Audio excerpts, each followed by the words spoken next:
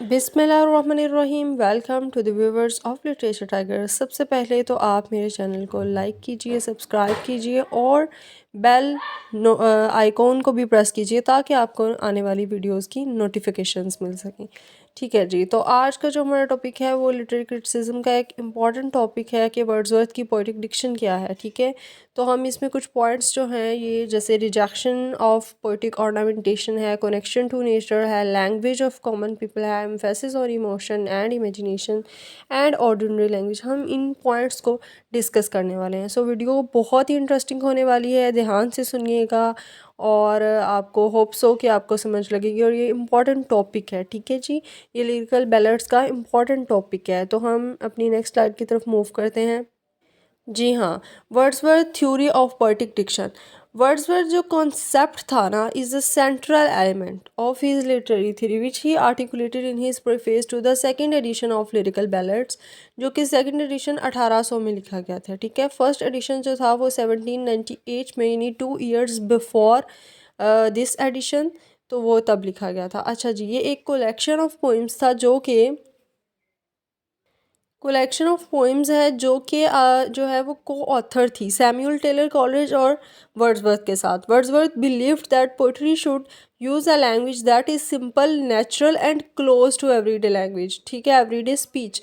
तो ये जो एक लाइन है या दो लाइंस हैं ये बेसिकली इसका पूरा खुलासा है। ठीक है, इसका पूरा जो कंटेंट है इसकी थ्योरी का, इसकी पोएटिक डिक्शन का, वो इन दो लाइंस में होने वाला है। In contrast to the ornate and artificial diction commonly employed by poets of his time. अब पोइट्स ऑफ हिज टाइम कौन से थे? ये बेसिकली क्रिटिक कर रहा था न्यू क्लासिकल्स को। ठीक है, उसने कहा कि उनकी बहुत ऑर्नेट, बहुत आर्टिफिशियल डिक्शन है, तो हम जो है ना वो कॉमन मैन की, ठीक है, एवरीडे जो स्पीच है, एवरीडे लैंग्वेज है जो कि नेचुरल भी हो, हम वो यूज़ करेंगे। वर्ड्सवर्थ का ये कहना था। ठीक है, अब हम इसमें कुछ पॉइंट्स देखेंगे, कुछ की पॉइंट्स, उनकी तरफ मूव करते हैं जी। जी हाँ, तो ये हमारा जो नेक्स्ट टॉपिक है वो है रिजेक्शन। फर्स्ट जो पॉइंट है, की पॉइंट है, वो है रिजेक्शन ऑफ पोएटिक ऑर्नामेंटेशन। जब भी कोई पोइट हो, कोई ऑथर हो, कोई पर्सन हो, वो जो नॉर्म्स होती हैं, आम सोसाइटी की जो ट्रेडिशन होती है, उनको वो रिजेक्ट करके ही अपनी नई जो थ्योरी है वो लॉन्च करवाता है। तो इसने कहा कि rejected the elaborate and artificial language and poetic convention of 18th century which often relied on complex metaphors and extravagant descriptions. Wordsworth wanted to strip away these embellishments to achieve a more direct and sincere form of expression.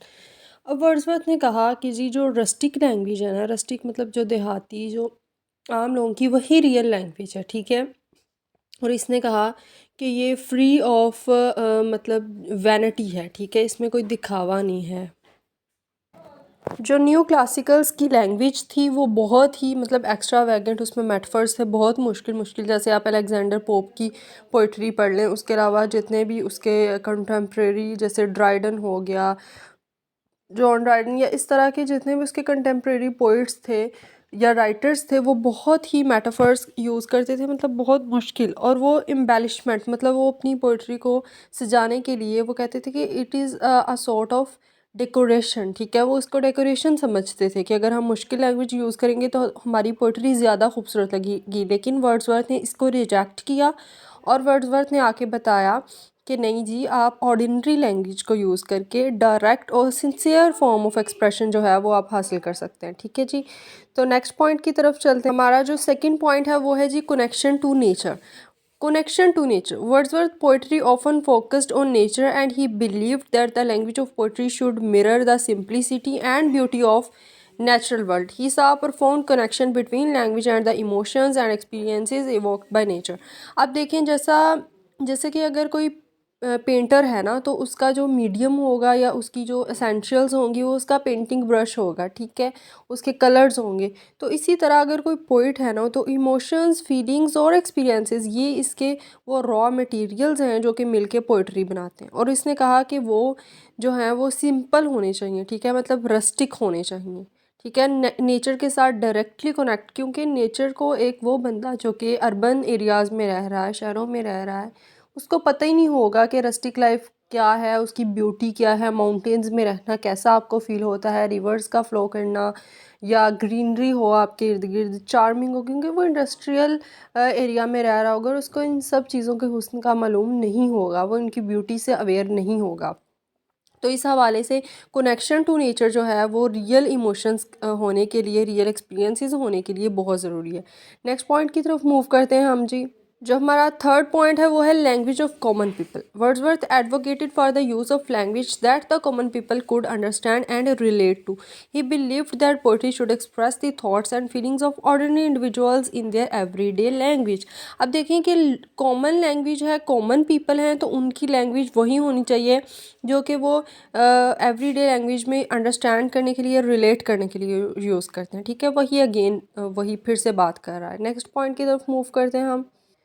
जो next point है, fourth point है, वो है emphasis on emotion and imagination. अब देखें जो imagination था ना, इस पे आके एक अलहदा से थ्योरी एस.टी. कॉलरिज ने भी दी थी, लेकिन यहाँ पे भी इमेजिनेशन को जो रोमांटिक्स थे, ठीक है, वर्ड्सवर्थ भी एक रोमांटिक एरा का पोइट है, तो वो इमोशन और इमेजिनेशन इनकी एक पोइट्री की करैक्टरिस्टिक भी थी और इस पर बहुत ज़्यादा ये जो है वो एम्फसाइज करते थे, बहुत इसको इम्पोर्टेंस देते थे। और अब हम नेक्स्ट देखते हैं। Wordsworth emphasized the importance of emotion and imagination in poetry. He believed that poets should tap into their emotions and experiences to create authentic and powerful poetry that resonates with readers. अब उसको ऐसी poetry जो है वो create करनी चाहिए poet को जो कि रेजोनेट कर सके, डायरेक्टली कनेक्ट कर सके रीडर्स के हार्ट्स को। ठीक है, तो नेक्स्ट पॉइंट की तरफ मूव करते। जो हमारा नेक्स्ट पॉइंट है, लास्ट पॉइंट है, 5 पॉइंट है, वो ये है ऑर्डिनरी सब्जेक्ट्स। अब देखें, हमने लैंग्वेज तो ऑर्डिनरी ले रही है, लेकिन हमारे सब्जेक्ट्स ऐसे नहीं होने चाहिए जो कि बहुत एक्स्ट्रा ऑर्डिनरी हो। एक्स्ट्रा ऑर्डिनरी से मुराद ये है कि हम कोई ऐसा सब्जेक्ट नहीं लेंगे जो कि ग्रीक माइथोलॉजीज़ होंगी, ठीक है, एडोनाइस हो गए, इस तरह के ग्रीक गॉड्स या उनकी जो मिथ्स हैं, तो इस तरह के हम सब्जेक्ट्स नहीं लेंगे, क्योंकि उसका आम बंदे की ज़िंदगी को क्या फ़ायदा। ठीक है, कोई ऐसी पोइट्री वर्ड्सवर्थ ने कहा होनी चाहिए जो कि उनके रेजोनेट कर सके रीडर्स को और वो उनके साथ कनेक्शन बना सके, उसको फ़ायदा दे सके, वो उसको, ठीक है, एडवांटेज कर सके, बेनिफिशियल हो उसके लिए। तो इसने कहा कि use of ordinary everyday subjects, ठीक है, ही believe that even the most common place experiences and encounters could hold deep significance and provide material for great poetry. अब देखें, एस.टी. कॉलेज भी वर्ड्सवर्थ को अप्रेज करता है इसको, हालांकि वो क्रिटिसाइज़ उसने बहुत किया है इसकी डिक्शन पे, लेकिन इस चीज़ पे अप्रेज करता है कि he showed ordinary into extra ordinary.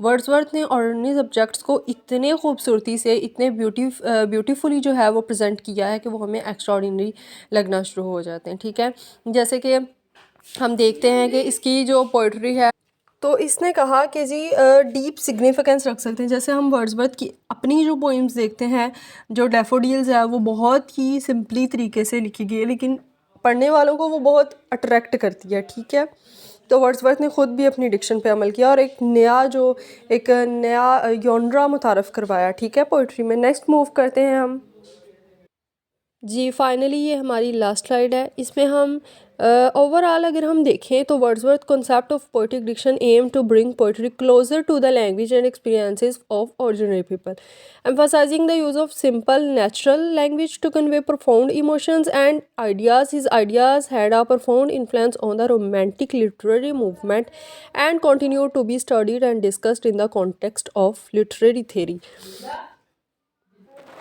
अब जो वर्ड्सवर्थ के आइडियाज़ हैं ना, वो हमेशा पढ़े जाएंगे, हमेशा डिस्कस किए जाएंगे उसकी लिटरेरी थ्योरी के कंटेक्स्ट में।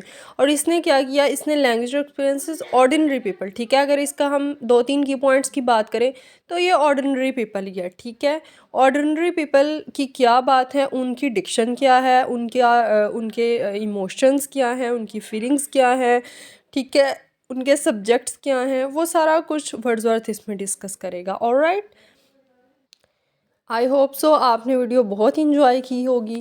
वीडियो अगर आपको पसंद आई हो तो प्लीज़ लाइक, शेयर और सब्सक्राइब कीजिए और चैनल को फॉलो भी कर दीजिए जी। अल्लाह हाफिज़। Keep waiting for my next video. अल्लाह हाफिज़। दोबारा मिलते हैं अगली किसी वीडियो में।